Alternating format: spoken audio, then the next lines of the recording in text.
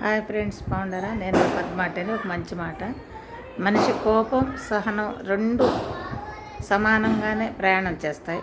కానీ కోపం వస్తే మొత్తాన్ని తుడిచేసుకుని పోయింది. అదే సహనం నెమ్మదిగా అన్నిటినీ మన దగ్గరకు చేరుస్తుంది. సహనంతో ఏ పనినైనా సాధించవచ్చు. కోపం వస్తే ఏది మన దగ్గరకు రావు. మన బంధువులైనా, స్నేహితులైనా, మిత్రులైనా, కొడుకులైనా, కూతుళ్ళైనా కోపం వచ్చి ఒక మాట అంటే రోసంగా వెళ్ళిపోతారు.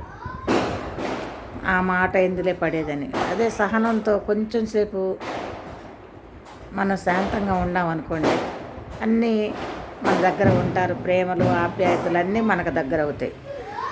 అది జీవితం ఒక క్షణంలో మారిపోదు. మనం తీసుకున్న నిర్ణయాలను బట్టే జీవితం నడుస్తుంది. అది గుర్తుంచుకోండి ఫ్రెండ్స్. అని అంటారా కాదంటారా? ఒక్క లైక్ కొట్టండి, సబ్స్క్రైబ్ చేసుకోండి ప్లీజ్.